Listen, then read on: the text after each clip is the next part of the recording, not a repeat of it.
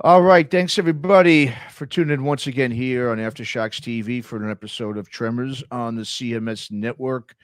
And today we've got we're talking a little bit something different today. Obviously, as everyone knows, most people know out there, the late great Bob Nalbandian, who's a big part of our network. Obviously, a big part, of my foray into the podcasting world. Obviously, Chris and Bob go way back to the original Skull sessions and beyond Right. that.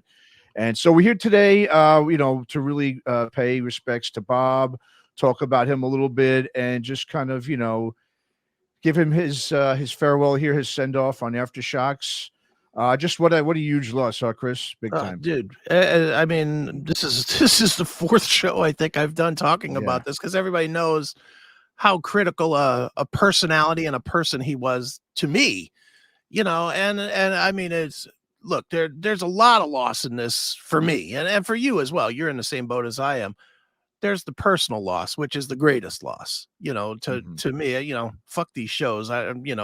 The shows are the shows, and Bob obviously was important to my shows and all, but I mean, to me as a person, and probably you the same way, you know, we were friends. Like we talked to him all the time.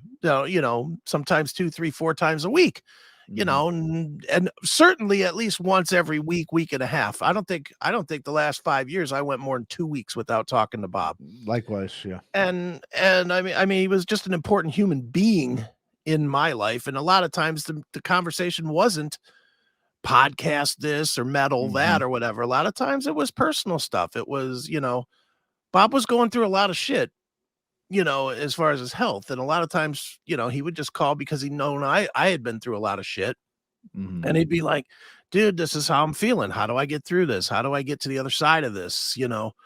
Or in typical Bob fashion, he'd be like, man, this kind of sucks, but I'll get through it. Everybody has bad things. Mhm. Positive as always, man. Yeah, Yeah. positive as he always was. So, Mhm. there's personal loss, obviously the professional loss. I've said this on a couple of shows, but everything that I'm doing now, which is the network and all the different shows and representing Chris Aiken as a brand and all this different stuff, it all goes back to Bob.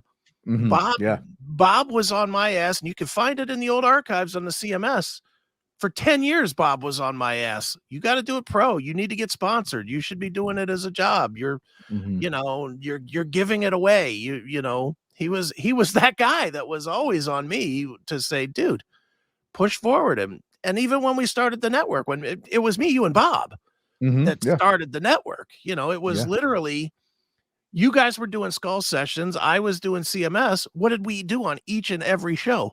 Bob was promoting the CMS, Mhm. and I was promoting Skull sessions, or Neely was promoting Skull. We were promoting our shows back and forth, Yeah. and then all three of us, and I'm sure you can attest to this. Me, you, and Bob got on a call one night, and we're like, why don't we just put our shows together and do this? Yeah. And Mhm. promote each other. We're doing it anyway.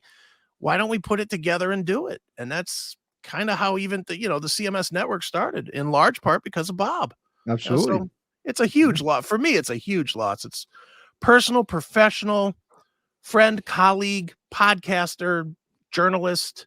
The guy gave me breaks I would have never gotten otherwise. Put me in his movies and stuff. Yeah. I mean, the list from me can go forever because it's just everything is positive. I don't have one bad thing to say about Bob. Nothing. No, I mean, and anybody that does have something bad to say about him, I always said, if you don't like Bob, man, you just don't like yourself. There's nothing about the guy. I mean, he didn't, like you said, he didn't have very many enemies, if any at all. Yeah.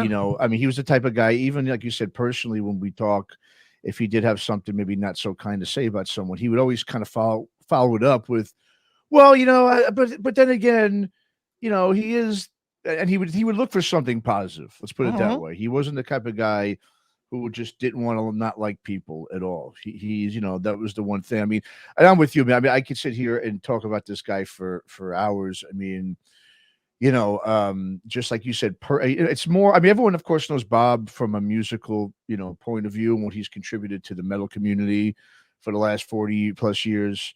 But what they don't know is really just how special Bob was as a person.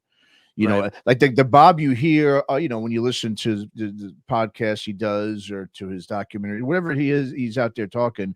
You know, he's just obviously a very calm. He's a great demeanor, and he's just very like almost like that older uncle or like grandfatherly type of guy. But he's like that in real life. You know, it's not like that's just a persona that he had from his voice, and he sounded like that on radio, or whatever. And then off the camera, off the microphone, he was a totally different guy. He was that same person. Yeah. He was like the most genuine, kindest guy. Not a bad bone in his body. Like I said, it's and like getting to your point about just talking to him and just, I mean, for me personally, just meeting him years ago in LA, when he started the Skull Sessions, and when he asked me to help him with, just doing a MySpace site for him.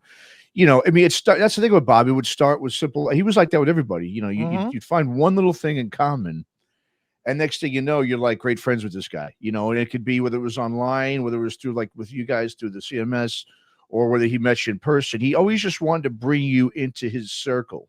And like I think I was telling you, living in LA that I did for 8 years, people just aren't like that, Right. especially down there. I remember when I think I was telling you the story when I first did meet him, I was sort of like, okay, what's the catch with this guy? He's too nice and Right. genuine. In LA, it's like with music business people, it's like, if they're like that, they want something. They're there because there's something that you have that they may want to tap into, or maybe a connection that you have. Bob, it wasn't like that at all. It was like, after a few times hanging out with him, I started realizing, wow, this guy just really is just super genuine. He just wants to, if he has something in common with you, he just wants to build something together, a friendship, and then if he sees, like, for instance, even with us putting together Skull Sessions, I mean, not putting together, but for bringing it back, it was simply just us hanging out. I guess I think I told you the story. We're at a Power Trip, seeing the band Power Trip. I told him, hey man, you should really think about putting together the Skull Sessions again, man, because it was great, and podcasting was coming back. It was really starting to really take hold, more so than it was back then. And he just said, yeah, I didn't have the time and stuff, and I just offered to kind of help him with the production piece. Right. And then and it wasn't just that. Well, like, he was like, okay, great. He was just like, hey, why don't I bring you as a co-host? Yeah, I had no business really, talking about classic metal. I didn't grow up in the scene. I didn't go to see those shows and bands. I was too young as a kid. And then, but he still brought me in, and he wanted to bring me in all these episodes. I was when I had to tell him, dude, how about I bow out, man? Because I don't have much to contribute here, and so, but once again, he tried to bring me into his world. He didn't have to do any of that. He just did it because he saw I had passion for the music. And I knew what I was kind of doing with a lot of things. I had some knowledge, and he saw certain things, I guess, in me where he wanted to bring me in, not just as obviously a producer, but to co-host with him. And I really had no business doing that, but he did it. And he was like that with everybody, though. He was like that with everybody. And like I said, it's more about Bob the person than really the journalist or music guy. That I want to stress to people that he was one of the best humans that I've ever met. Say, I totally agree. And that's why even at the beginning of this, I said, first and foremost, it's about the loss. To me, is not so much about losing the personality. Yeah, Exactly. The out front personality, which is a big loss all by itself. But it's interesting. We did really more or less 2 episodes on CMS this week about Bob. The opening segment that wasn't even supposed to be, but then it just sort of turned into and then an actual dedication segment to Bob. And if you go to our YouTube or our Rumble or any of those pages and you just look through the comments, forget what we said. And, what we said is what we said. But if you go to the comments, it's universally the same way. And everybody says, loved when Bob was on the show. Greatest guest you guys ever had. He always made it feel like he was one of us. Yeah. And that's, and that's because he was one of us. It's not like he was playing a character. I mean, Bob on the show, on the CMS anyway, other than being just a little bit more dropping F-bombs here and there, other than doing that a little more than he did in real life, I mean, Bob was the same guy. Yeah, exactly. the same guy that, when I would call him, he'd be like, Mr. Aiken, what are you doing? You know, Mhm. you know, Well, I was gonna say he's not fake, man. There was nothing fake about he was so genuine, and that was the thing was, most like I said, most people, if you've been in a business like we have for a while in the industry and you know a lot of people, I mean, I don't want to say this, I mean, especially from LA. I mean, there's so many fake fucking people. There's so many sure. phonies. He was such an anomaly because he was so real. What you saw, like you said, on the CMS, what you heard and saw is what you got when you, like you said, when you picked up the phone, like you were just saying, and he called you, and and the thing about him was he didn't want anything from anybody. I mean, this is No. a guy, right? This is a guy who's, and we've seen it. I mean, you've seen the tributes to him from the Dave Mustaines and the Lars Ulrichs and the Marty Friedmans. This is a guy that had all those connections. He was friends with all those guys. He obviously is well known for bringing Marty Friedman into Megadeth. Without him, that wouldn't have happened. We wouldn't Yeah. have had Rust in Peace and all those great records. But he didn't even go around like talking about that or bragging about No. that or wanted recognition for that. I mean, he thought it was real cool when Megadeth put him in their book. And then I mean, Armored Saint, he was considered the seventh member of that band. Yeah. Yeah, that there was a post Joey Vera put out in tribute to Bob. Everybody knows, and when people see this Armored Saint documentary, you're going to see how much Bob was involved in that and how close he was to that camp. He was the first guy to champion all these bands. I mean, we're gonna, obviously, we'll put it out there now. We're gonna be doing a Skull Session celebration. We've got some episode. We've got a bunch of guys lined up to talk, about Bob, including David Ellefson, John Gallagher. I mean, these guys have all saying, this guy was championing us, before anyone else was Sure. back in the day through his fanzine, The Headbanger, which was one of those original fanzines. And he never wanted anything. The only thing he wanted from people was a friendship, a connection, a relationship. Mm-hmm. You know what I mean? And it wasn't a fake. It wasn't like a typical networking connection guy like you find in Hollywood and LA or any or New York or any of the big media markets. It was all the genuine. He just wanted to be, and he wanted you. It was to Bob. It was more important to when he made these connections to connect that person with other people that Right. could benefit each other. And that's what he got enjoyment out of. I mean, it's you don't see. That's what I'm saying. He's a one of a kind guy. He never ever wanted anything from anybody. He just wanted to connect people genuinely and see that connection blossom into something. That Yeah. was his main goal when it came to networking and connecting people together. I've never met anybody who connected people the way Bob did. Never. Not me either. And I'm one of those guys, I think, not to that level though, certainly not, but I definitely connect a lot of people with a lot of, Sure. Mhm. I definitely do sort of the same thing, but never to that level. I Mhm. just don't have that kind of reach. I mean, the interesting thing to me has been in these tributes, and I don't know if you noticed it, but most of the big name people, their tributes or their conversation has not been about, well, Bob professionally did this. Mhm. Yeah. It's been, man, we Personally. lost a great guy. We lost a great friend. Lars. Lars talked about his contributions, but he talked about losing a friend. Exactly. I know I had the unfortunate displeasure of telling Ellefson. Yeah. And Ellefson's response back was, "What the fuck happened?" Not, "Oh my God, my coordinator of my career is That gone," or stinks, or nothing. it's sad. Yeah, Yeah. Nothing. or Yeah. wow, that's a bummer. What about doing a show next week? There was none Yeah. of that. Mhm. Yeah. It was, oh my fucking God, this guy was super important.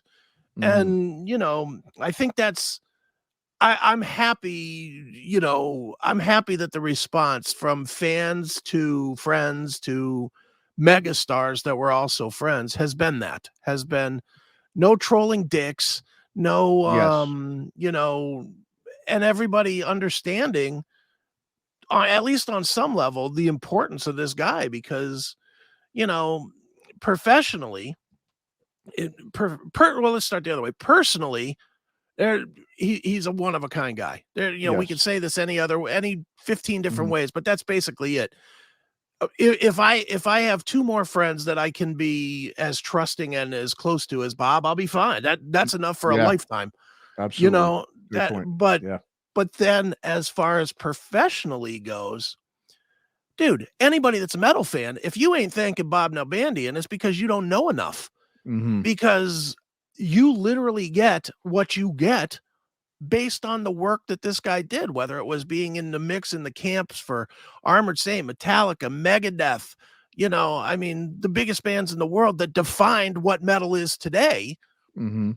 They all started at backyard parties with one Bob Nalbandian cooking on the Exactly.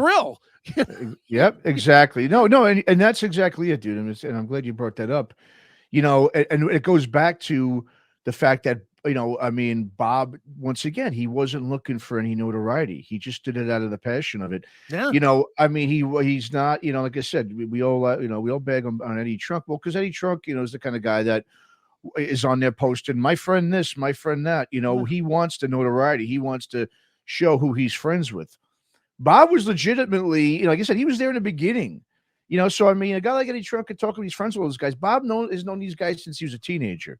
Yeah. Bob was putting out a fanzine, going and Xeroxing these copies of stuff and pasting them together and doing all that grunt work that all those fanzine guys did back in the day, to really push, the pen pal stuff.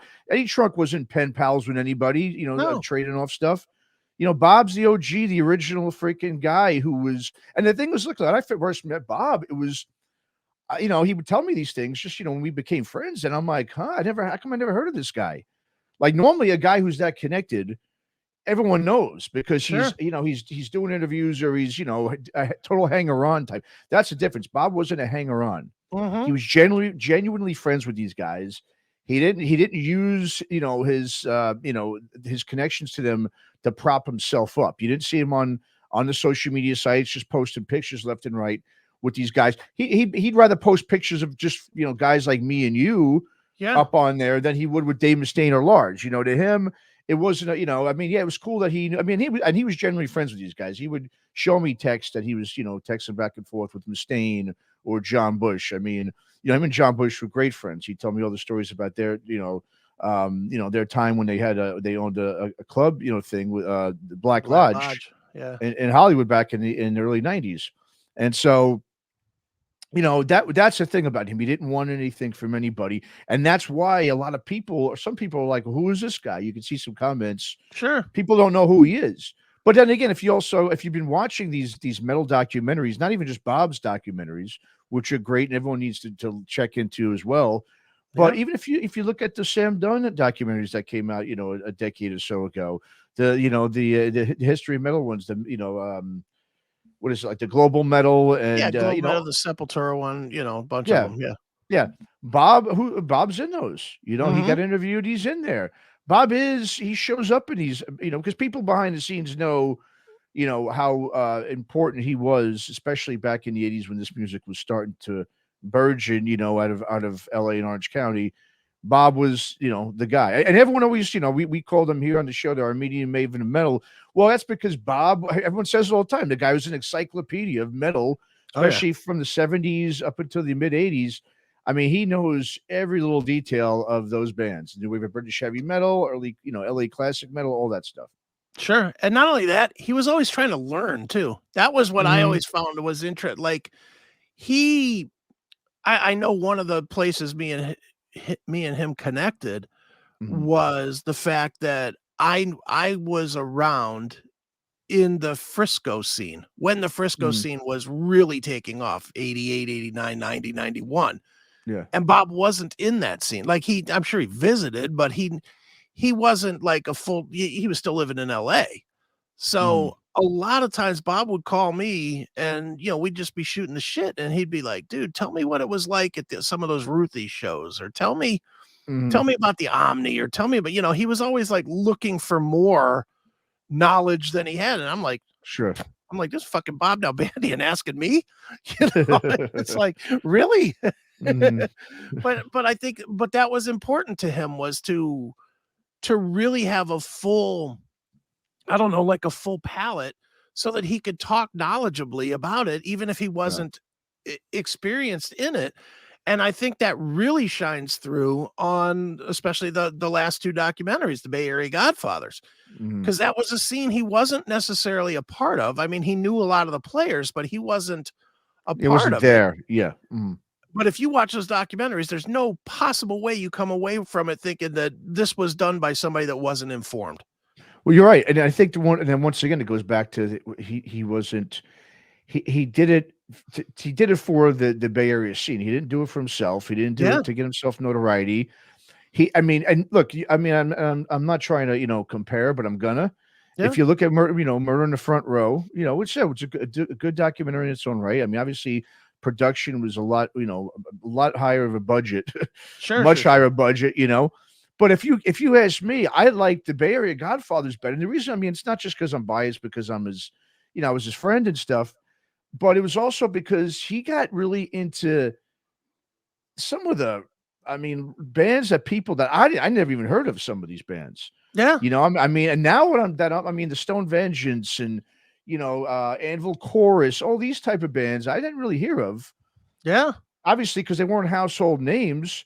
And Bob featured, and he featured them because those bands were, I mean, like Stone Vengeance, and those guys were so grateful for what Bob did because they were around in the late 70s. Right. An old black band. So of course they're not going to get a lot of notoriety. No one's going to push them back then.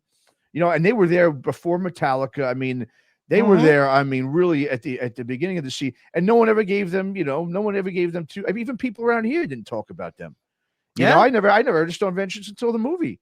And those guys, we had them here in the studio when we were doing the in-studio, interviews for Skull Sessions. Greatest dudes, man.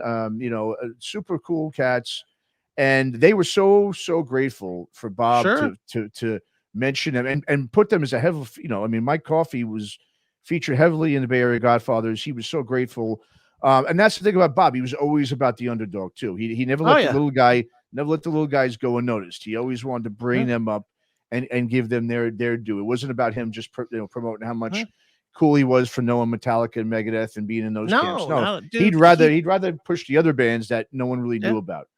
I would bet you, and I mean, there's no way to really know, but I would bet you for as many times as him and I talked about Metallica, twice as many times he would put the band Snow up in my face. Yes, he always talked about Snow. That was his damn band. And I mean, okay, that was a band that didn't make it. No. But he would talk endlessly about this band Snow, way more than he would Metallica. Now, obviously, for his benefit, if he's talking about Metallica, it's going to make people listen.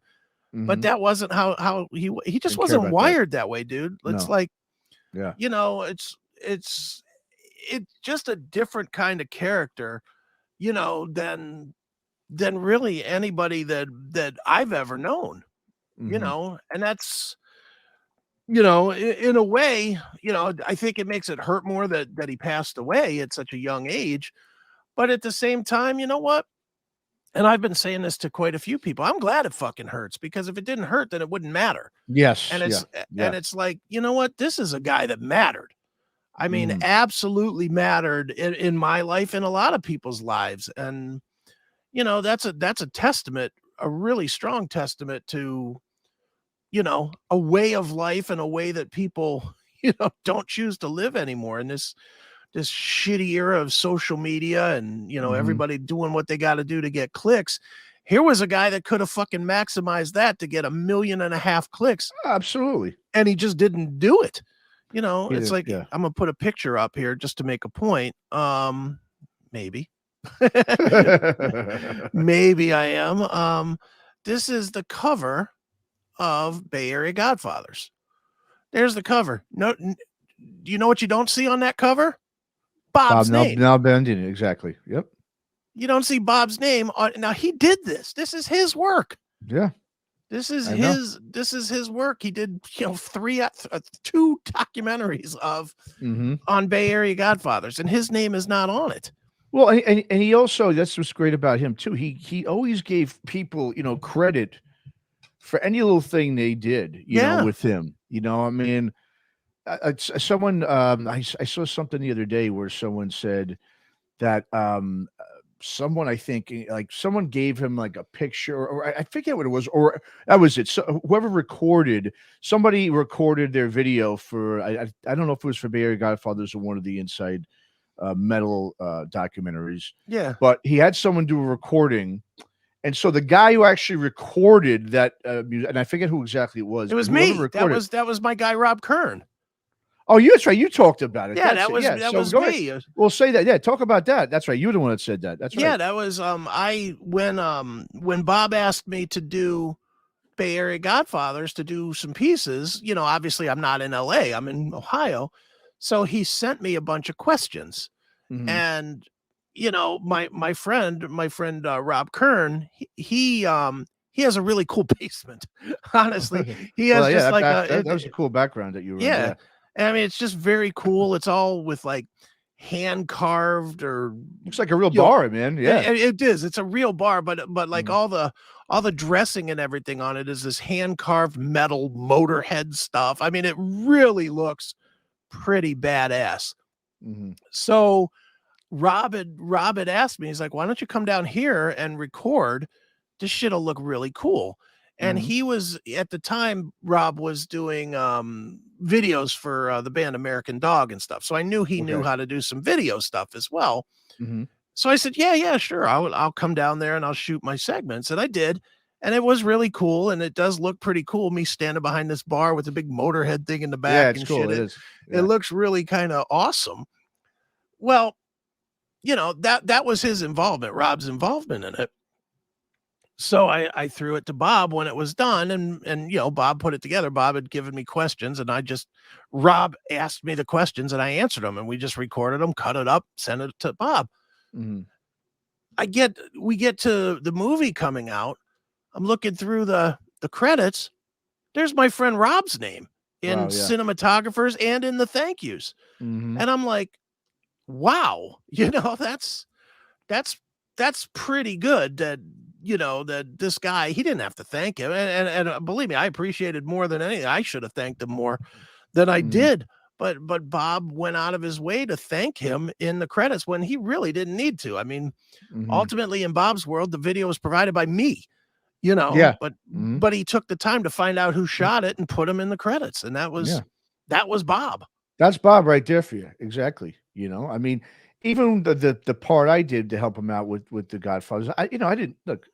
It was me, him, and John Stradansky in here, right in the studio Right. here, and we recorded the narration. We put it together. We all kind of contributed with the writing to it, and he thanked me twice in that, on the Mhm. credits. It's just like I didn't really, and I mean, okay, I didn't expect anything. I didn't expect to be put, Yeah. thanked in there. It's like I just did it to help him out, and he did it twice. I was like, dude, that's, you don't have to do that much, man. Like twice, like I mean, just for doing it once, I was grateful you put my name in there. And he's like, well, no, you, and then he went overboard saying how much I did help because of this, and that. Which I mean, I think he Yeah. just, I don't think I did. Well, You dude, know what I mean? that was his way. I mean, Yeah. he thanked me, Neely, and Classic Metal Show in all 6 movies. Oh, that's And right. Yeah, you were talking and about that the other day. Yeah. we're only in 2 of them. Yeah. But Inspiration, I guess. well, no, I asked him about it one time. I Uh-huh. said, "Dude, what do you I was like, "Dude, I appreciate it to no end, but why are you thanking us? You know, we didn't have anything to do with it." He's like, "Well, yeah, but you guys are like the first ones always to have me on to talk about it, and you always, you know, make sure that I promote it when I'm on the show and, you know, this and Mhm. that." And dude, that's just courtesy. You know, that's the courtesy I give to every single person I ever interview. Yeah. Mhm. You know, is hey, tell us where we can find it. Tell us where we can buy it. Mhm. You know, that's every interview that we do. But Bob took that as it was important enough to him that he felt it needed to be acknowledged. Mhm. And that was big. You know, that was, Huge. Yeah. you know, I've contributed to a lot of other things that I ain't seen my name in. And Well, exactly, right? I'm not, you know, bitter about that or anything. I mean, that's kind of, you know, I don't ask for any credit, you know, but Mhm. still Bob was the one that always gave credit to anybody that helped him in any way possible. Absolutely. He really did, man. And like I said, just a man of his word, a guy, like I Yeah. said, that's part of him, trying to wanting to bring people together. He just you do a little thing for him, I'm going to give you credit. He just wanted to just, and that's what I really hope that there's going to be, some sort of celebration of life for him because I think that would something. I mean, even though Bob, one thing about him is, and the reason why he didn't ask for anything is he didn't like any attention. He didn't want No. any attention, and he was kind of uncomfortable, I think, with it, and and that's why also I'm going to put this out there too. I mean, I know there's a lot of me and you were obviously blessed and close enough to Bob, but we knew he was, what he was going through, Sure. Mhm. with his cancer and with his health, and he had been Right. sick for a while. And I know there's a lot of people out there that Bob had known for a long time that he was close with that didn't know, Mhm. and I know a lot of them, especially a lot of the musicians, they were shocked because, Bob didn't come out. Yeah, he didn't come out there and put a Facebook post up and say, "Hey, everyone, look at me. I'm in the hospital. I got lymphoma." Yeah. No, I mean, he wasn't about that. He was private. He didn't want anyone to worry about him. And he knows so many people. The last thing he wanted was this poor, attention of, everyone feeling bad for him. That's the Yeah. last thing he wanted, which is really why he didn't tell many people. Like I said, I mean, I saw, I saw him about 2 weeks before he passed. And, I knew things weren't really going well. I mean, even though Bob didn't tell me the lengths of it, there's certain things I could tell what he was saying that it wasn't good. And Sure. so I went up to see him and it wasn't good. I figured it was the last time I was going to see him. I just had that feeling in my gut, and he just wasn't doing well. And Right. and I know, and I just want to let people know out there that like I said, we're not going to give any details of what happened, because, like I said, he's a private guy. I know he doesn't Yeah. want that out there, but I will say this: if the way it ended, if he would have known it was going to be that fast, I guarantee you he would have picked up the phone and called everybody he knew, I and think and so too. Yeah. and would have said goodbye, because he Yeah. wanted to say bye. He didn't want. I'm sure it probably kills him to know that some people are probably confused or maybe a little upset that they weren't notified of this.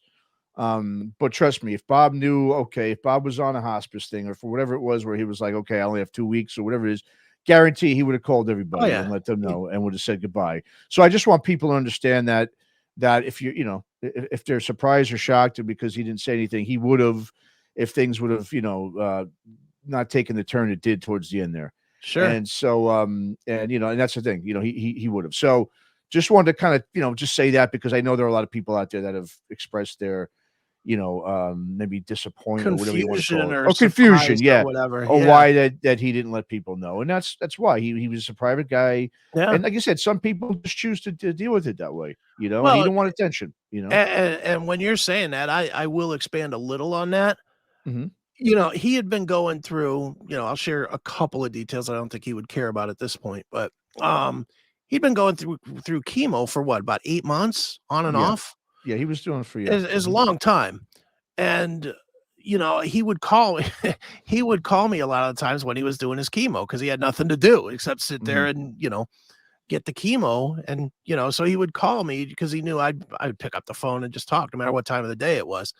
And every call, every single call at the end of it was, don't forget, man, whatever you do, I don't want people knowing about this shit. Exactly, And yeah. Mhm. he always said, this is, I don't want people worrying about me. And that was the way he always put it. He was like, I don't want people worrying about me. It wasn't like I don't want people to know I'm sick. He Yeah. was like, I don't want people worrying about me. Mhm, yeah. And Selfless, it's him.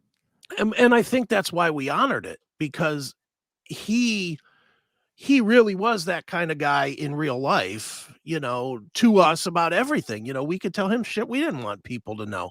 And he would say nothing, And he would exactly. say Yep. nothing. He, went to his grave literally So trustworthy, without man. saying things. Yeah. And we had such a trust with him that, I mean, look, this is a pretty important guy, and we knew some shit. And none of us said boo. I mean, Mhm.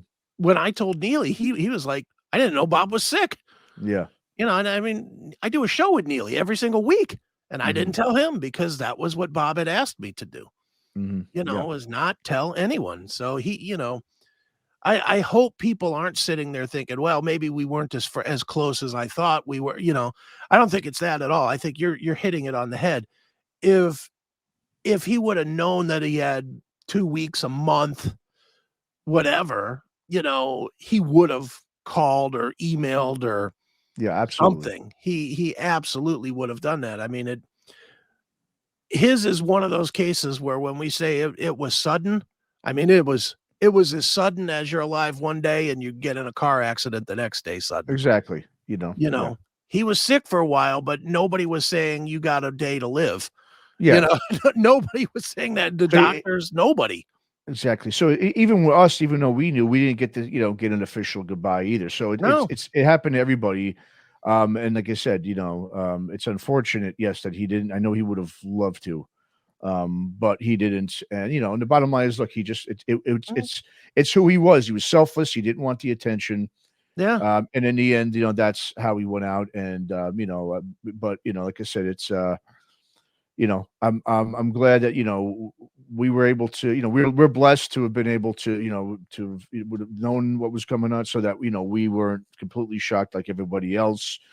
And we were blessed that we were, speaking with him up until pretty much the last couple of days there. Sure. And you know once again, just regardless of what he did for the music and the metal community for 40 plus years, it's more about the person he was, Right. the Yeah. individual, the character. If the world, if we had more Bobs in this world, the world would be so much better off than it is now. I And agree with that. and he's inspiring in that way. When something like this happens, it makes you take a look at yourself.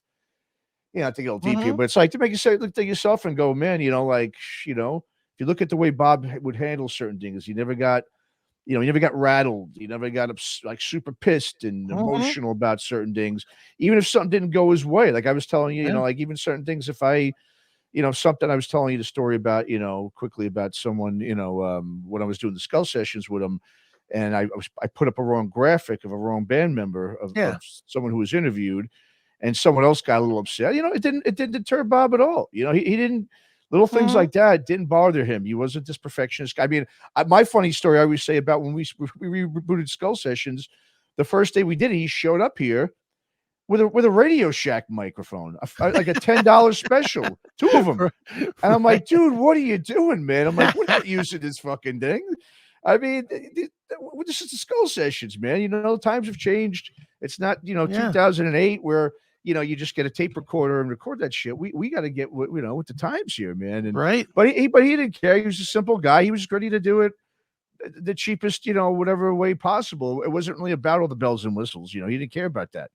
He was just a very simple guy. And yeah, I mean, once again, we just want to, pay our respects. And, we loved him, and, we miss him. But the great thing about having all this, having the videos of the skull sessions for the last few years, and the videos we've done with Tremors with Bob, and just, or just him in general, with all the old CMS episodes and Sure. everything, is we've got all these memories with him. So like even the other day, I just was popping in the background. I had thing that one of the skull sessions we did the first year we came back. I just kind of popped it on, going through some things, and his voice and his face will always be there if we need. And once it, and what we're gonna do next week is because Bob is from the old school. He's a good old school journalist, like that, just did it the right way. Hmm. When we started Tremors last year, our first actually run, sort of practice run of it, which way we didn't release because it was a little raw.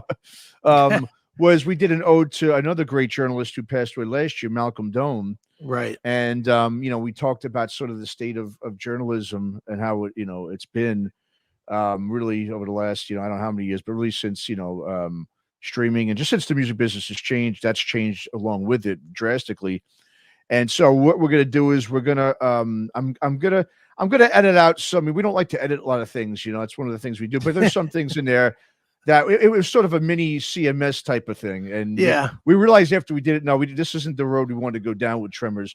So Right. I'm gonna edit out some of the more raw things where we're kind of maybe going off on people that we don't really, we don't want that being out there. So we're gonna I'm gonna let that out, but I'm gonna post that up for everybody because I Okay. thought it was a pretty good episode. Other than that, I thought it was really good. Sure. And it also paid, like I said, it paid, homage to a guy like Malcolm Dome, another, a journalist who passed last year, who just did it the right way. A guy who wasn't Hmm. seeking attention, just did it for the passion, love of music. And it gave fans like us the information, and sort of, it just helped build, Yeah. the mystique of metal the way it used to be. And that's kind of gone now. Everything's just homogenized and just blah. And that's something hopefully that we can do here on the network, is to bring back a little bit of that, that Bob and guys like him and Malcolm Dome, brought to Yeah. the metal world back in the day.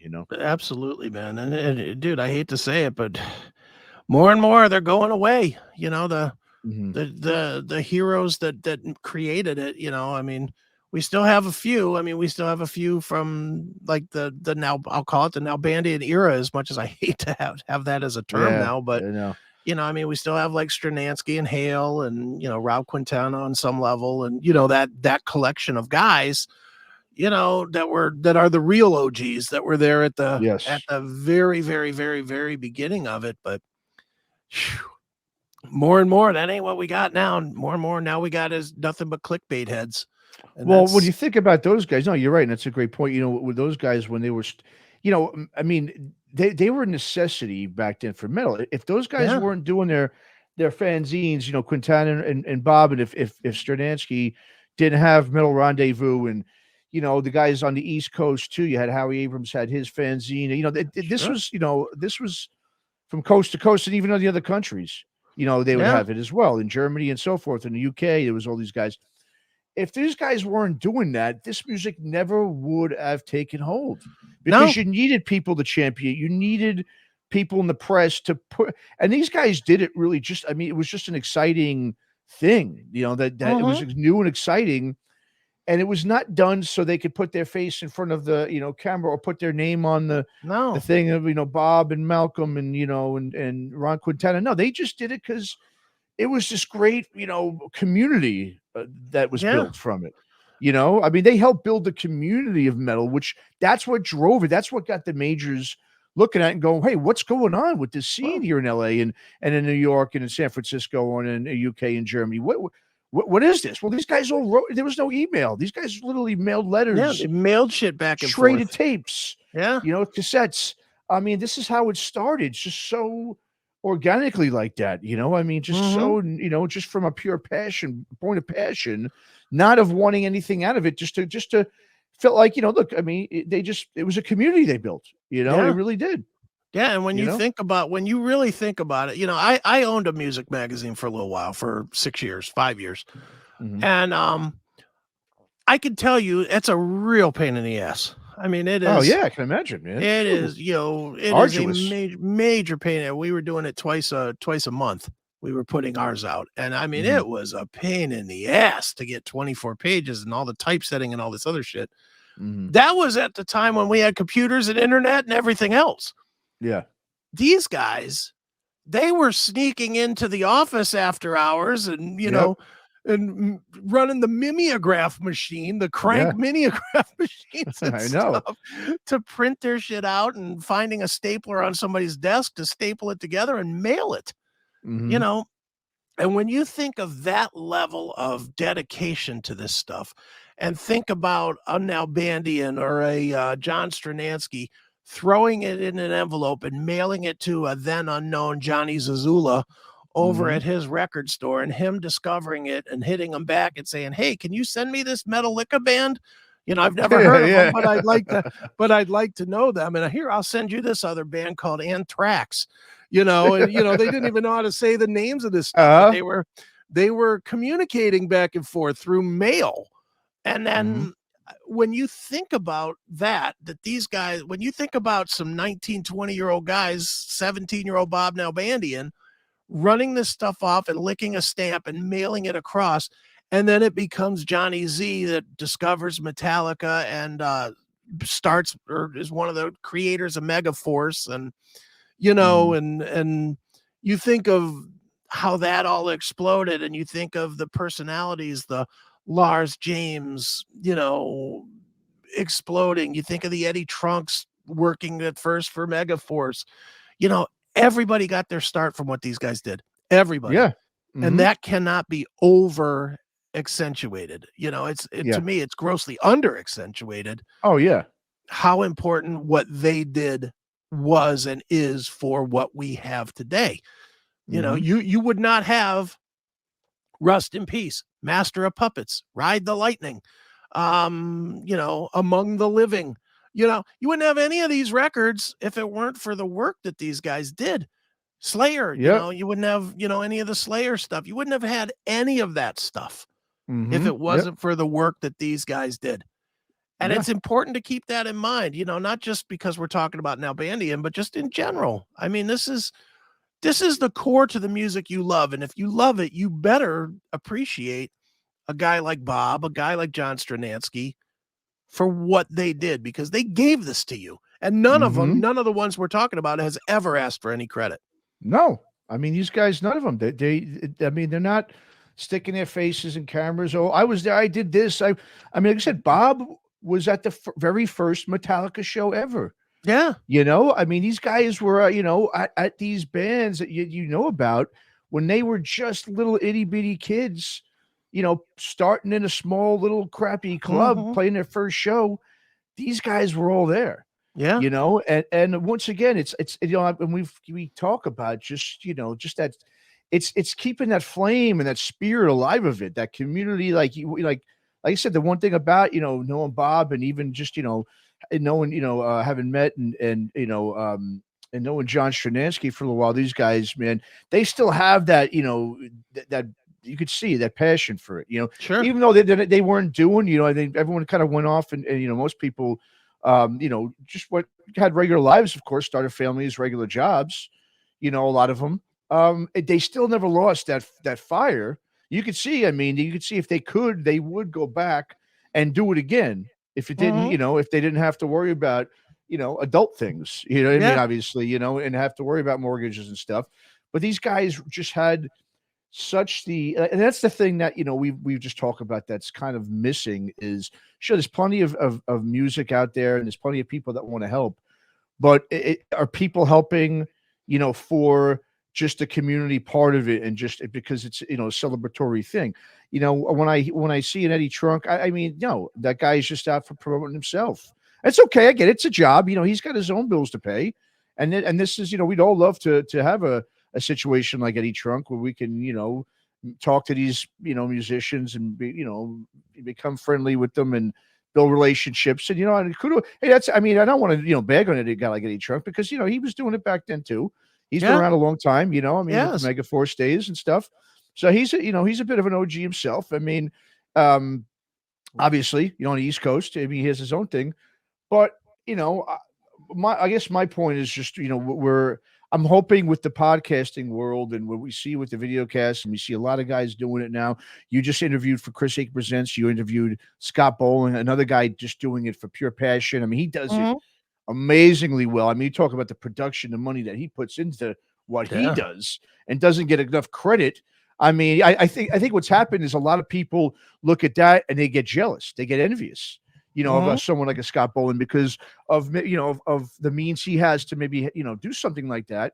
Well, it's fuck being envious and jealous. Appreciate it. Yeah. It's for the greater good of the metal community. That once again, the whole community thing is just not there because everyone's so self-centered to Mhm. want to put their face and name on everything, and they just want to compete with them. I mean, I've told you this, even when I started, my foray into the music business, doing internships at Roadrunner, and just for a couple of weeks at Century Media and Nuclear Blast when they came over to the U.S. in the mid 2000s, and just these other labels I would do. One of the reasons I got out of it was because I couldn't believe how much. I mean, these people that work there, how there was just a bunch of assholes. No, I mean, seriously, they were Yeah. all about when you came in, and I was all about like, hey, this is great. We're all working together, to pump these bands up. And no one would give you the time of day because they're all worried about, well, who the hell are you? We don't want you here. Yeah. I just think Bob had none of that. Bob was just like, oh, you like this band? Cool. So do I. Hey, let's be friends. Yeah. And whatever happened to that, man? Now it's everybody. If they're not, like I've been saying this for a while, these a lot of people that work in the industry, because they're not musicians, and and then they want to be rock stars, but they don't know how to play an instrument. They don't know how to sing. They don't have maybe the guts or the confidence to get up there and at least give it a try and go for it. They go behind the scenes and do it, which is fine. But then, if they, get some notoriety behind the scenes, or they start, they don't want you as just some fan coming in like an intern.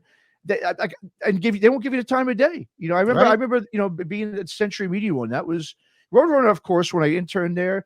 It was a bigger label at the time too, and I'm sure Sure. they had a lot of interns coming in. I get it, but when you're there for a while, you think, okay, this guy's here though for a long time. I guess he really has some passion. They still wouldn't give you the time of day if you just were a quote unquote intern. The best people I met working at these labels weren't the people inside behind the scenes. It was actually the musicians. They were Right. the ones that were cool and saying, hey, how's it going, man? And because they didn't know who you were, what you did there. They just know you were there trying to promote their band, and they appreciated that. And of course, they would talk to you and shoot the shit with you.